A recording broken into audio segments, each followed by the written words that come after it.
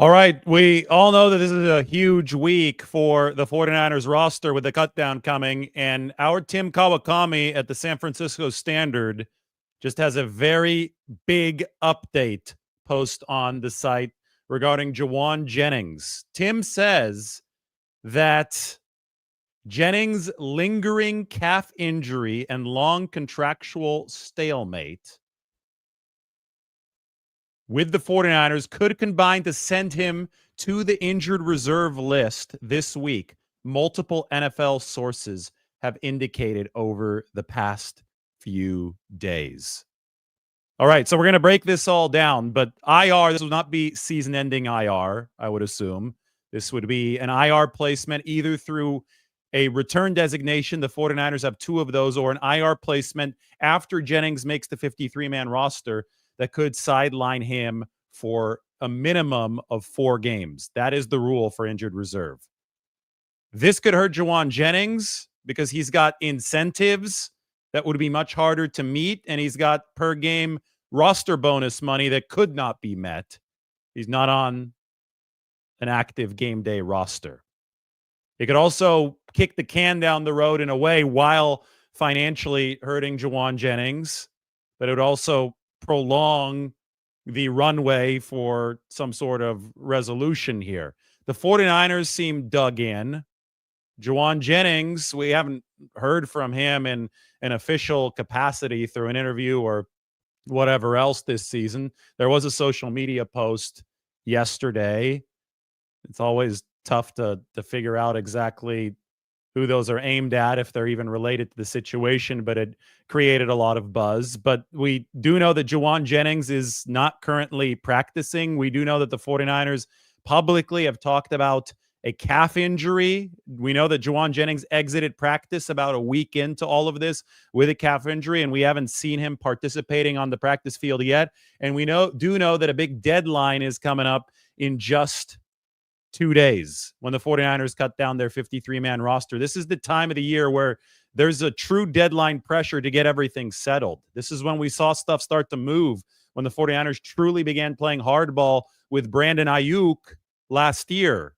The Jennings situation obviously has not been nearly as noisy on the surface, but with deadline pressure, there are inflection points, and this week might be an inflection point. So I'm going to talk about some of the incentives, some of what's at stake here. Everybody needs to make sure to go and read Tim's article up on the San Francisco Standard, with the big question being, will Jauan Jennings practice this week? Jauan there's practice tomorrow. There's no practice on Tuesday. That's when the cut down is at 1 p.m. Pacific. Then there's going to be practice on Wednesday and Thursday. Then the 49ers will break for Labor Day. They will then return likely for a bonus practice next Monday on Labor Day, and then Wednesday through Friday. That's going to be preparation for Seattle week.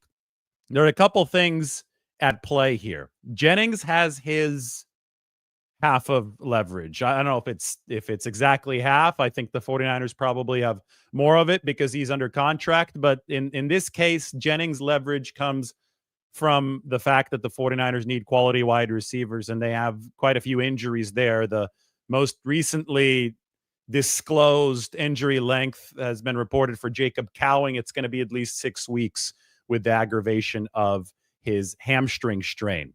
The 49ers leverage comes on the other side. Jennings actually is going to need to play to make all the money possible on his contract.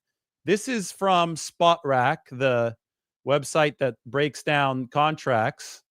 And we can look at the incentives that Jauan Jennings has on his deal this season. Take a look at this at the bottom. These are 2025 escalators in his contract. If he plays 50% of the snaps, $1.5 million added on to what he's already going to make this year. If he has 60 receptions, that's $666,000 added on to whatever he's going to make this year. 600 receiving yards, another $666,000. 6 touchdowns, $666,000. All of those incentives combined for Jauan Jennings this year add up to about $3.5 million. They're all attainable because he attained them last year Last year, he was almost at 1,000 receiving yards for the 49ers. He took well over 50% of snaps. But if Jauan Jennings misses 4 games, and a placement on injured reserve would force at least 4 games out for Jauan Jennings, all of a sudden it would become a whole lot more difficult to meet the incentives in his contract. It wouldn't be impossible, but it would become difficult. Also, he's got about $36,000 to $37,000 per game in bonus money if he is on the active roster for that given game. So if he's on injured reserve for 4 weeks, that is $36,000 missed out on in week 1, $36,000 in week 2, 3, 4, so on, so forth, for however long he is out. That is the 49ers leverage here. They have him under contract, and Jauan Jennings loses money if he doesn't play. Now, obviously, the situation is a murky one, given the fact that the calf injury, according to the 49ers, and according to the fact that Jennings literally left before practice was over about a month ago, or about a month ago at this point, a little less than a month, maybe 3 weeks ago. The calf injury is something that has shown up before, that's showing up now. I don't think anybody around the 49ers is questioning whether or not the calf injury is legitimate. But 2 things can be true at once. Jennings can want a new contract, and Jennings can also be dealing with the calf injury. And I can add a third thing that could be happening at once. The 49ers can be unwilling to budge in this situation for many reasons, right? But the top reason would be they've already committed so much money to the receiving room. Last year, $30 million annually to Brandon Ayuk, and they did reach another deal with Jauan Jennings last season. The complicating factor, and I've talked so much about this because I'm obviously fair to both sides, if you want to look at this objectively, is that Jennings signed the deal last year before he was thrust into a much more featured role because Ayuk underperformed and then got hurt. And then Jennings turned into a guy who was borderline 1,000 receiving yards, but a much larger role than the third wide receiver spot that he held when he signed the deal. And because teams don't always honor the term of contracts in the NFL because they're not guaranteed, players have every right to try to renegotiate their deal when the time comes. So the 49ers and Jennings are at this awkward stalemate, and the 49ers are trying to break this stalemate because they need to set their 53-man roster. They need to be ready for the start of the season. Kyle Shanahan yesterday talked about Jauan Jennings and his calf health and whether or not we can expect Jauan Jennings back in time for week 1. Mike, if you can send me that Kyle Shanahan clip one more time. I don't immediately have it available, but we'll play it. Long story short, though, is that Kyle Shanahan said that he expects Jauan to be medically healthy enough to play week 1, which is exactly 2 weeks away from this point, September 7th.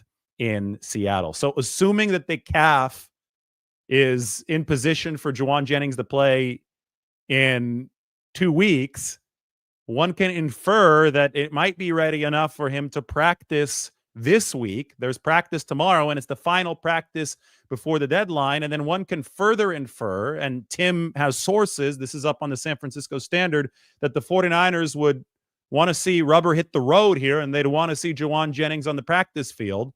And their one big piece of leverage, if it is indeed a contractual issue that's keeping Jauan Jennings out now more than a calf issue, their one big piece of leverage would be to force Jauan Jennings to miss games.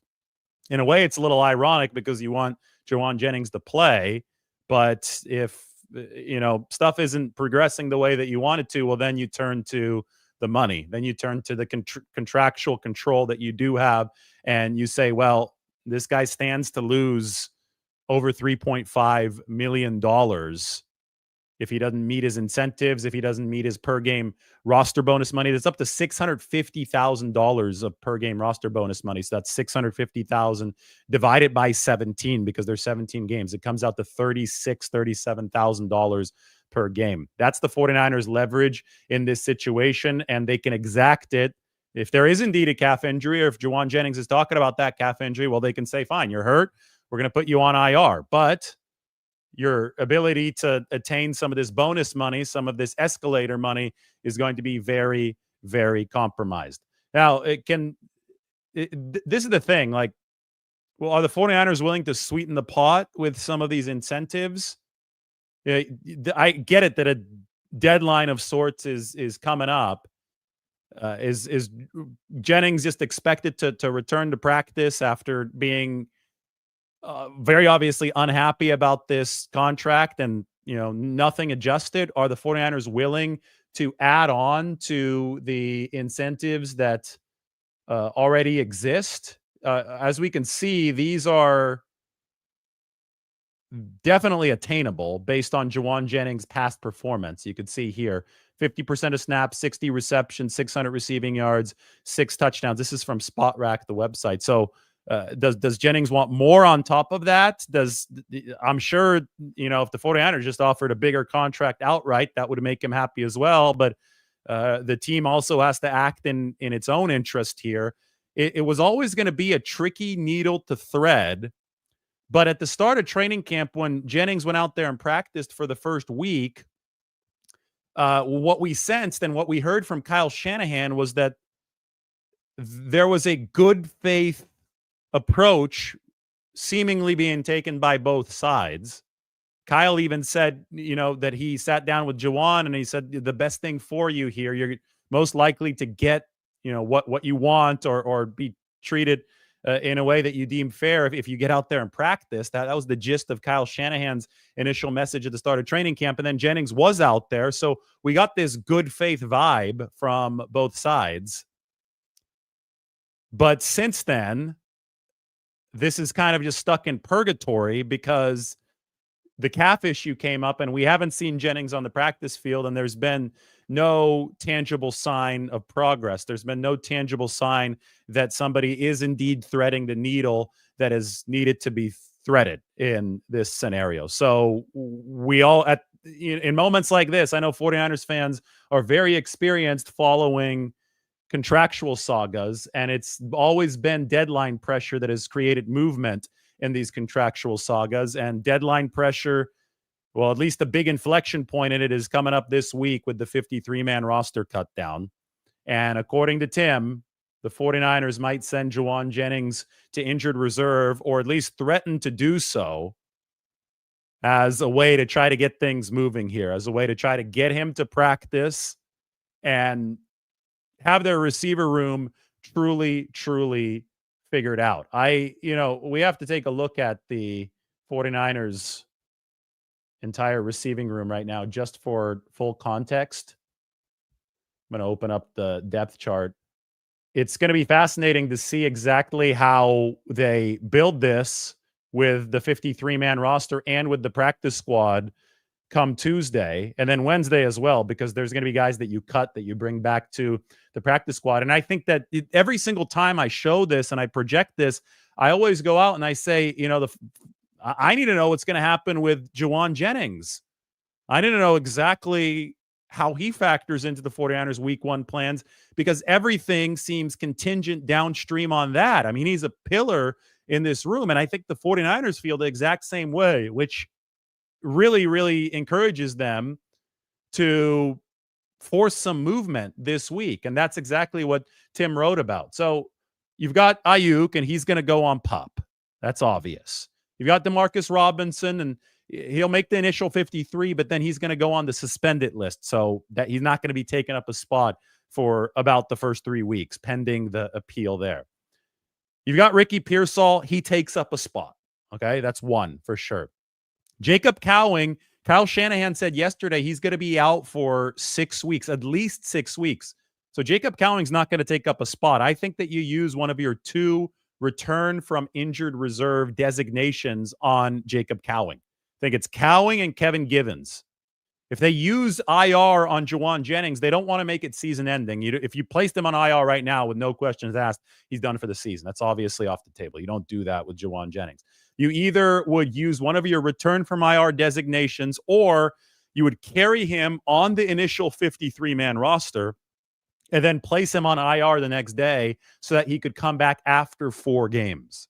That is, we're talking about these roster intricacies. The 49ers are going to have to figure those out for a few players. And if this article from Tim right now, if this is the course of action they indeed take, they have to perform a maneuver that allows them the flexibility of bringing Jauan Jennings back, because you wouldn't just want to kill his season with an IR placement right now. That wouldn't benefit anybody involved. So you've got Pearsall as one, Cowing to IR, so he doesn't count as one of the 53 for the 49ers roster. Watkins, I would say outside possibility that they put him on some sort of injury list, which would have to be IR, by the way. But why, if he's only out 1 month and that was already 2 weeks ago? Like, Jordan Watkins should be back, I think, based on the timeline that we've heard over the course of the first 4 weeks. So I think that Watkins gets carried on the 53-man roster, but is possibly inactive week 1. He still counts as a body, though, on the 53. Sky Moore counts as a body on the 53. Russell Gage counts on the 53. He should be back shortly from the MCL. That's 4. You got 4 receivers clearly on the 53 between Pearsall, Watkins, Gage, and Sky Moore. And I think that Jauan Jennings is your 5th. If he comes to play ball. If the calf is healthy enough and his contractual and his willingness to play under the contractual parameters, which, everything there is murky. We don't know what's the calf and what's the contract because it seems to be happening simultaneously. But if conditions are satisfied, then Jauan Jennings is one of 5 receivers who we could see the 49ers taking on this 53-man roster. I think that with guys like Isaiah Hodgins and Robbie Chosen, you could probably cut them and bring them back on the practice squad. That is the most likely course of action for the 49ers. But if they do go through with this IR move, if it's not just a threat, and if push does come to shove, I'm just following the line of logic all the way to its conclusion here. If Jennings is not part of the 53, that's only 4 receivers when we're counting Pearsall, Watkins, Moore, and Russell Gage. And in that case, I think you would have to probably carry somebody like Robbie Chosen on the 53-man roster. Making things more complicated is the fact that this cut down is going to create a lot of opportunity around the league. And the 49ers have the number 11 spot on the waiver claim order. So going 6-11 last year has put them up higher in the waiver claim order than they have been in the past, which means theoretically that they can also add a player.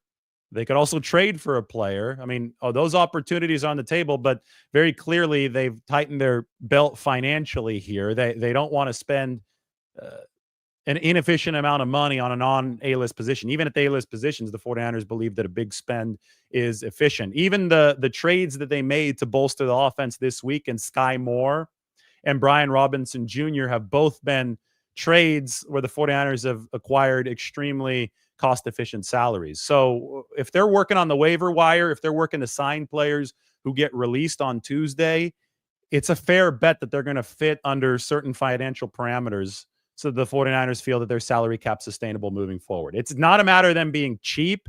It's a matter of financial realism. They've spent a ton of money over the past several seasons. They've spent a ton of money already this offseason. They have a certain budgetary limit that they have to follow because they've got to carry over cap space to future years if they want to keep this team sustainable.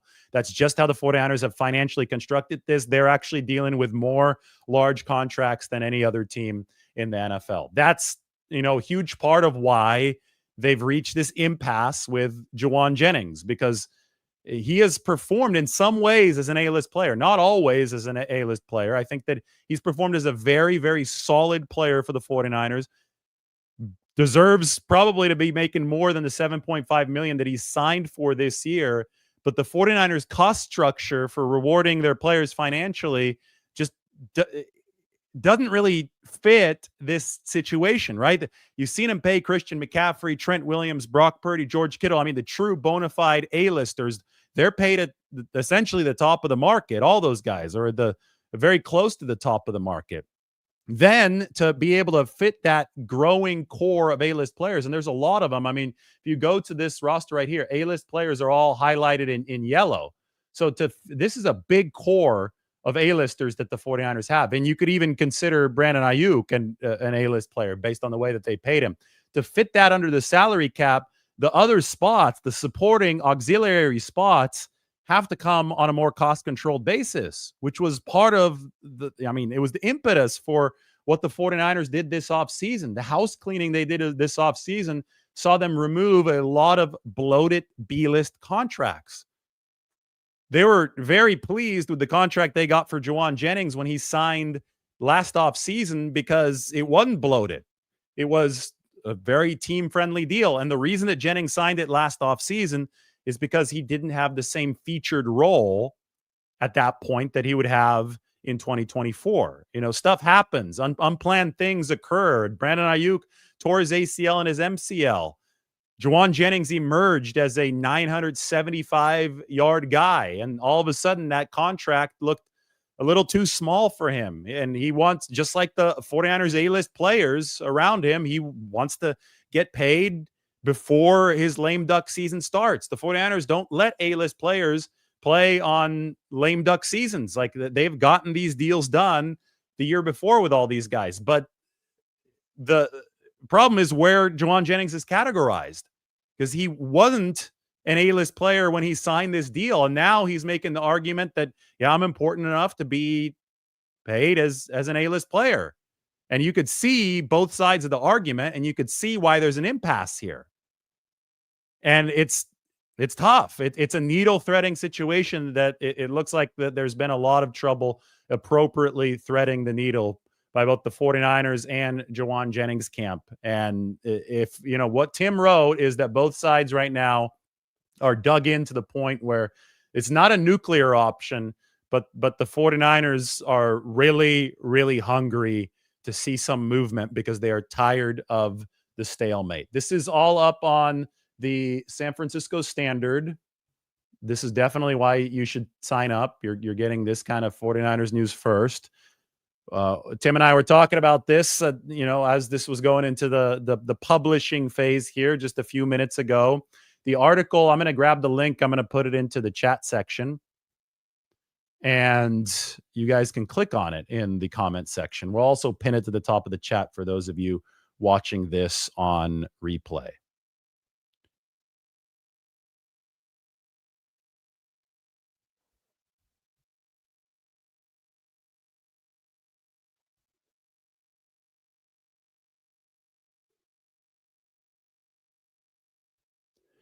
Caleb says JJ is not A-list. He's good, but he's not 15 to 25 million good. I mean, it's one of those things where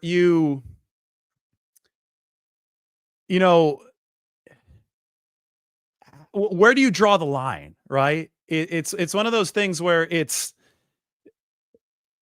on the surface, it definitely is an arbitrary categorization, right? A-list versus non-A-list. And you got to play it by feel sometimes. And that's where the disagreement comes here, right? Because the 49ers have said, okay, yeah, we want pillars at every single position room, at least one of them at every room. They paid their pillar last offseason. Whether they regret it or not is immaterial at this point. Brandon Ayuk is the pillar that they paid in the wide receiver room. So it's one of those things where now you have to revisit where you are, because the Jauan Jennings situation obviously demands it if he's unhappy with the contract. And if you're the 49ers, you have to choose, okay, how do we proceed here? Do we pour even more money into the wide receiver room, seeing that this guy is approaching 30 years old? How much does he even want? That's another thing. How much would Jauan Jennings want to resolve this? Would $1 million extra, would $2 million extra make him happy? Or, is this going to necessitate a pay of over $15 million? Or do you say, okay, we need to draw a line in the sand. No more of this.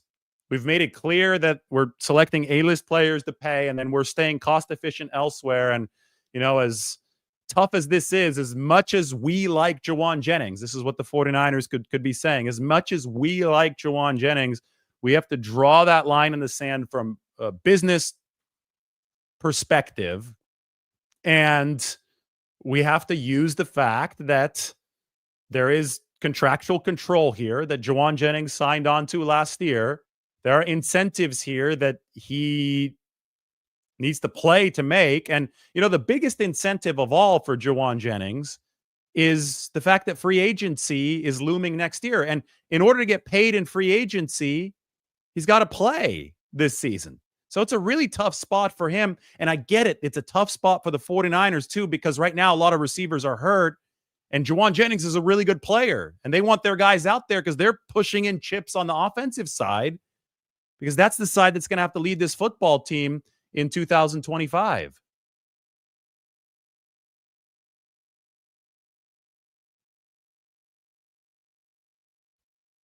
All right, I'm looking for some more questions through here. Eric Gomes says both sides are right. And both sides are right. Both sides might be wrong at the same time, too. Just depends on if you're a glass half full, glass half empty guy. But yeah, this is a bona fide rock and a hard place scenario, because I understand the arguments from both sides. And I think that's how we present this fairly. We understand why Jennings feels that he is worth more now, because the situation changed so drastically in 2024. But we also understand that the 49ers are up against it with the salary cap, and they went through this with Brandon Ayuk last offseason.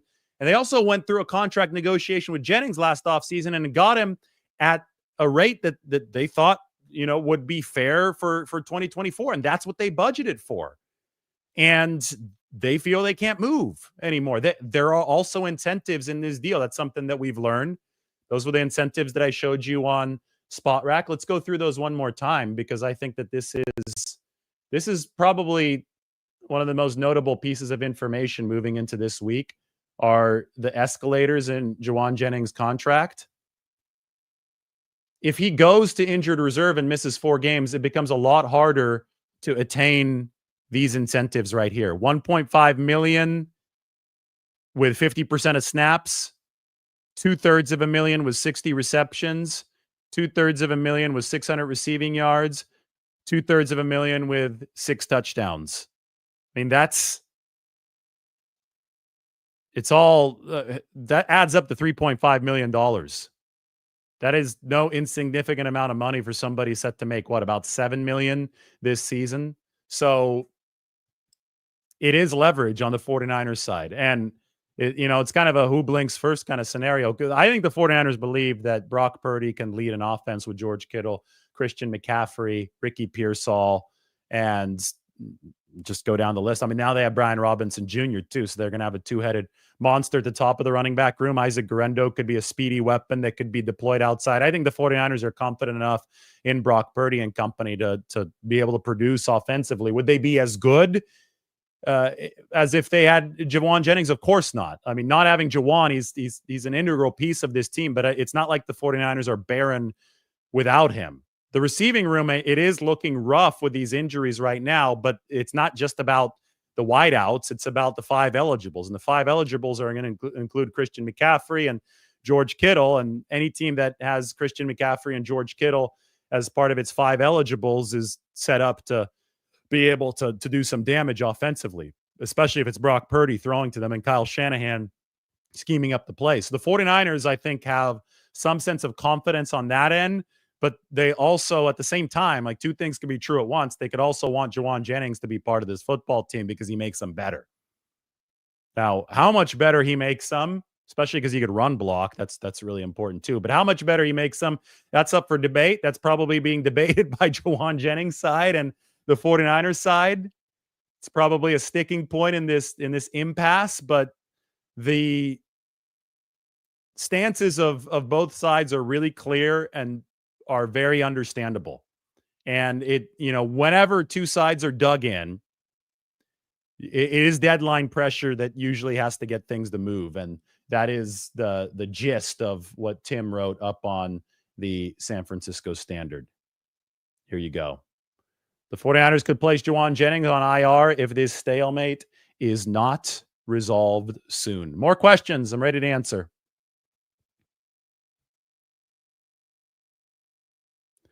The 49ers would not put Givens on season-ending IR. I don't know if you're debating with somebody, but the 49ers, Givens and Cowing are the most likely 49ers return from IR designations. Those are the two players with longer term injuries, but they are projected to come back at some point this season. Okay. So Givens and Cowing return from IR. Other players who go on IR, if they don't make the 53-man roster first, cannot return this season. If the 49ers do exercise an IR placement for Jauan Jennings, it will most likely come after he makes the initial 53-man roster. They could put him on Wednesday, for example, and then somebody else takes his spot, and that would be 4 games. Givens, I would also expect to be a 4-game IR. He could be on there longer, but you want to reserve the right to activate him after 4.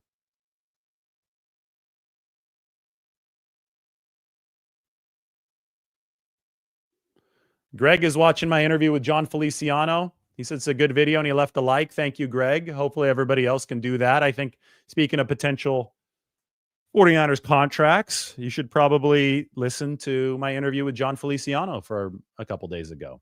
You know, as soon as we dropped that, then the 49ers traded for Brian Robinson Jr. So I'm afraid that it got lost in the shuffle a little bit. So everybody go check out the Feliciano video.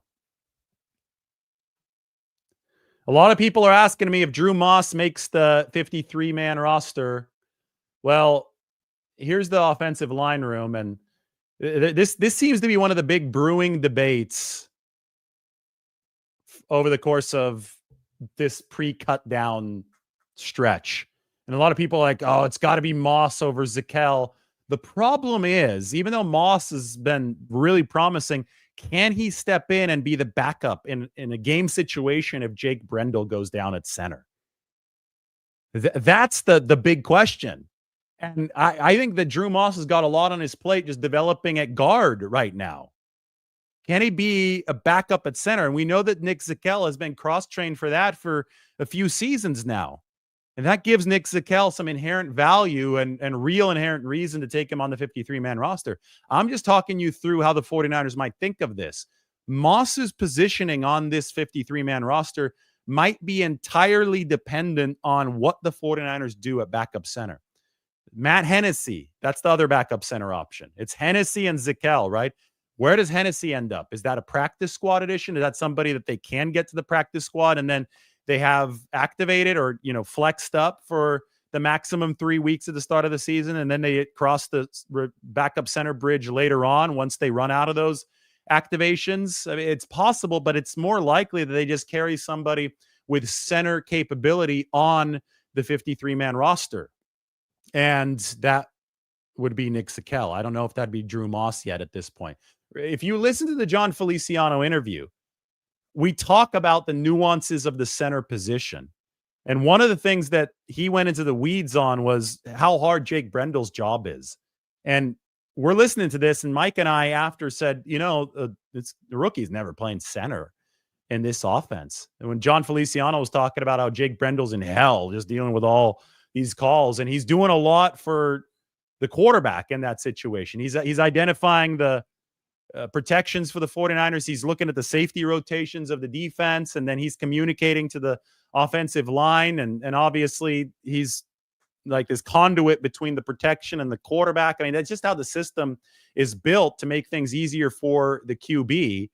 And if you imagine a rookie trying to do that job, you cringe a little bit. I think a lot could go really wrong if somebody who's inexperienced and not ready for it has to be thrust into that center role. So that's why you see veterans doing this for Kyle Shanahan typically, and that's why Nick Zakelj might be making this roster, because the 49ers need that backup center.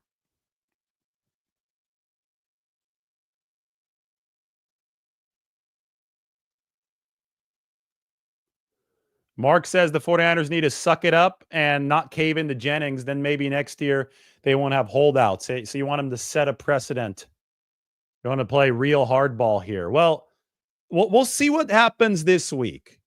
Let's see if this threat of IR is a real thing that the 49ers escalate to. As Tim reported, it's a possibility.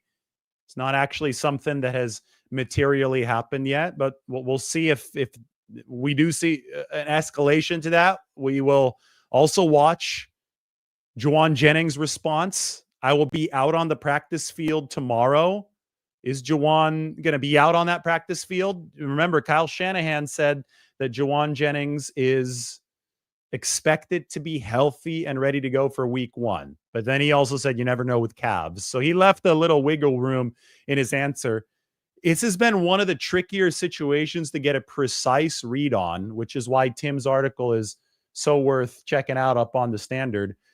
Because, there hadn't really been all the social media bluster. I get it. There's been an Instagram post or two from Jauan Jennings, but we haven't firmly linked it to anything. There hadn't been the same amount of bluster as we saw in the Brandon Ayuk situation. We generally haven't seen Jauan Jennings out on that practice field. Last year we did with Brandon Ayuk. He was just standing there. The hold-in was distracting for the 49ers. We actually have seen Jauan Jennings practice this training camp. So he's not eligible for a PUP list this camp because he's been out there. For the first week, he was practicing.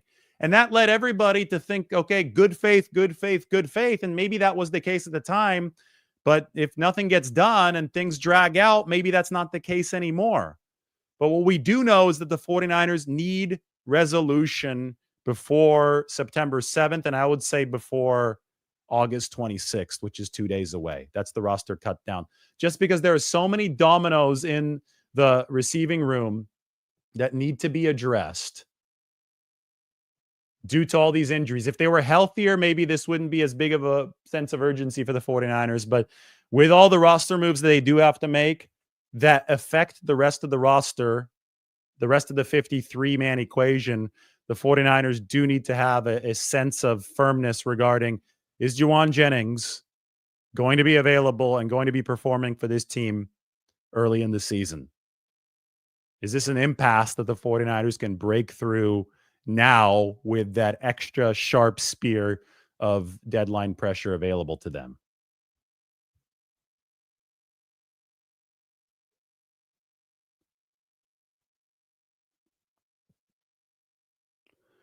I am ready to answer some of your questions. Some good questions, please. We have a question. Who are the starting 3 wide receivers week 1 without Jauan Jennings? Well, I would say there would only be 2 starting receivers because the 49ers would definitely play base 21 or 12 personnel, 2 backs or 2 tight ends, which means only 2 wide receivers. If you look at the roster right here, one of them would definitely be Ricky Pearsall. So then you have McCaffrey and Kittle in the game as 2 of your 5 eligibles. And then your second receiver would probably be either Russell Gage or Robbie Chosen. So you'd be weaker at that second receiver spot because Gage in his prime was a 3 for Atlanta. Robbie Chosen has been a top 2 guy. I mean, he's been a 1. He's been a 1,000-yard guy, but he's 32 years old now. I get it. He's in shape. He's hitting his GPS times. I think Robbie Chosen would probably be on this football team in a fairly big role because I don't think you're looking at Sky Moore. As I said, when they traded for Sky Moore, it was very clear to me that this wasn't a top 2 receiver for the 49ers. This was more of a gadget number 4 when I looked at Sky Moore. Could he play the 3, the F? Sure. Would it be ideal for the 49ers? No, but they're going to run into a non-ideal stretch here. They're probably going to run into it right away in this 2025 season. So they have to be ready for guys playing out of their, perfect position. But that's what they would do. They would run a lot of 21. They would run a lot of 12. And Ricky Pearsall would be the top wideout. And then we'd see if it'd be Robbie Chosen or Russell Gage in that number 2 wideout spot.